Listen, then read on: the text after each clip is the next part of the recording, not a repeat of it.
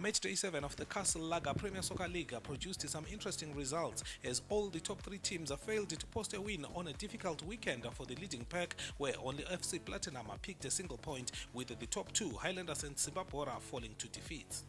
After their 2-all stalemate with RNL last weekend, Platinum were held to a consecutive 2-all draw at Mandava by Pikita Minerals, which ended them what now occurs a valuable point against Pikita, realizing Highlanders and Zimbwa fell to defeats. Consequently, Pikita did their world a lot of good by the point end, though they remain on position 9.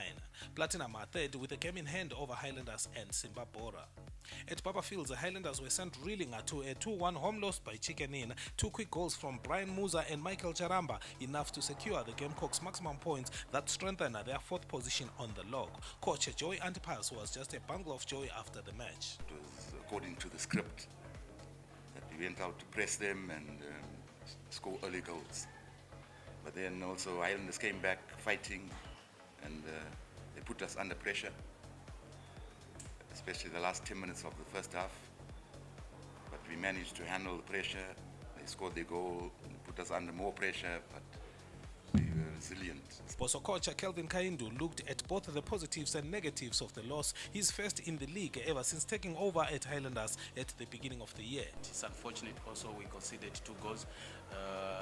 The only advantage is we were able to score in every game that we have played, but we also need to be a bit proactive in terms of defending. I think we could have conceded other goals just from not positioning ourselves, especially in the central defense where we looked a bit clumsy today. Kaindu's Highlanders are still top the standings with 14 points, 1 above second place Zimbwa and 2 ahead of Chicken Inn. Across town at Luveve, Bulawayo Chiefs all but confirmed there shall be no pushovers this season despite their loss of key players, some of them to their Sunday opponent Zimbwa.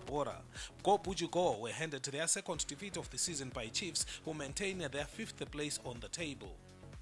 At Rufaro Stadium in Harare, Telwana went 2 losses in a row when they narrowly lost to Dynamos off an Emmanuel Parker goal. The result sank the Wi-Fi boys down to 11th on the log. It was Dynamos who made massive strides up the ladder with the win, climbing 7 places to position 7, 4 above their victims, Tel1.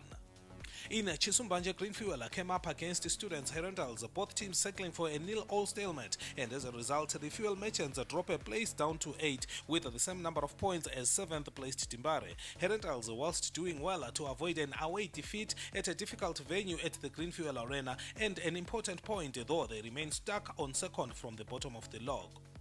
At Sakuva in Mutare, Diamond Miners Manica continued with their purple patch, making it 3 wins in a row when they beat Caps United by a Michael Tapera strike. Manica, who at one stage languished at the bottom, are now 6th, climbing 5 places up from last weekend's position 11. The defeat, Caps' 3rd of the season, saw them drop to 14 on the log standings. Caps replaced Dynamos on that position. At Nyamunga Stadium in Kariba, the league's 2 draw specialists ZPC Kariba and RNL displayed what they know best, playing out yet another stalemate to increase their statistic of draws to 5 matches apiece. The 2 draw experts are separated by goal difference, with Kariba at position 10, whilst RNL, largely due to their 3-1 away loss to Caps on week 4, sit on the 12th spot. At the Hart Stadium in Harare, Yada Stars could not carry on from last weekend's 3-2 win over Tel1, though they managed to snatch a point in their match against New Boys, Chegutu Pirates. Yada languish on position 16 of the 18-team table, and so far all the hype that surrounded their pre-season activities hasn't lived up to expectation. The draw pushed Chegutu a place down the standings from 12 to 13.